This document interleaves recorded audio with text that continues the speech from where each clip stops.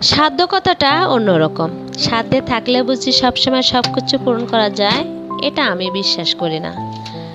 সাধ্য এবং ইচ্ছা দুটোই আছে আমার, বাস্তব অভিজ্ঞতা থেকে বলছি।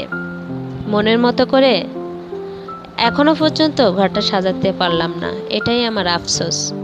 ওই যে চাকরির উদ্দেশ্যে পাখির থেকে পাখি হয়ে আমাদের এই প্রান্ত থেকে ও প্রান্ত ছুটে যেতে হয় এবং সেখানে গিয়ে ঘর সাজাতে হয়।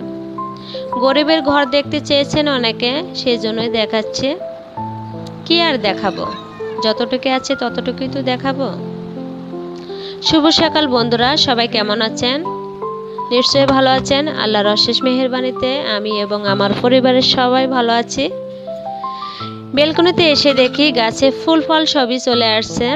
উস্তা গাছে ফুল আসছে, পুঁশাক গাছে ফল আসছে, মরিচ গাছে ফল আসছে, বেশ ধরছে মরিচ। একটা গাছ দেখাবো, মানি প্লান্ট, অনেকে টাকার গাছ নামে চিনে থাকে। অনেকে বলে এই গাছটা ঘরে থাকলে বুঝি টাকার অভাব হয় না। কতটুকু সত্য আমি জানি না, আমি গাছ লাগাতে ভালোবাসি, সেজন্য লাগিয়েছি। ও মা, এসে দেখি ছেলে উঠে গেছে। জানালাটা মেলে দিয়েছি, সেজন্য ও উঠে গেছে। আলো পড়ছে চোখে, ও জানালা দিয়ে দেখছে সকালটা কত দূর হয়েছে। ও দেখতে থাক, ততক্ষণে আপনাদের দেখায় আর কি কি আছে। বেশি কিছু না, যতটুকু লাগবে ততটুকুই রাখছি। কারণ আমাদের তো যেখানে 2 বছর, এখানে 3 বছর, এইভাবেই থাকতে হয়। আমার একটা অ্যাকোয়ারিয়াম ছিল, সেটা ভেঙে গিয়েছে কাঁচের পাত্র হাত থেকে পড়ে। মাছকে বাঁচাতে হবে, সেজন্যই আমি এই ঝটপট বুদ্ধিটা করছি। এই পাত্রে রেখে দিয়েছি একটা কৌটাতে, বিস্কিটের কৌটা। আর এই গাছটা অনেকে দেখতে চেয়েছেন। এটা হচ্ছে পাতাবাহার গাছ। এই গাছগুলো অনায়াসে পানির পাত্রে রাখা যায়, কিছুদিন পর পর পানি দিলে এই গাছটা বেঁচে থাকে।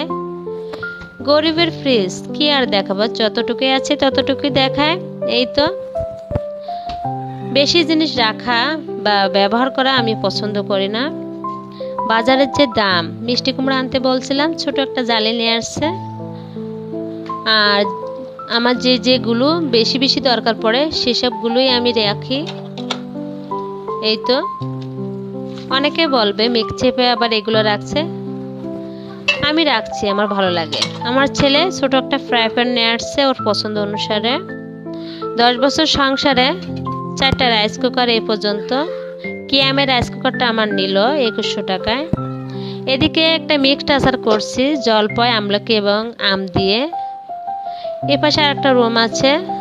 এসে দেখি ছেলে উঠে গেছে, আজকে এই পর্যন্ত।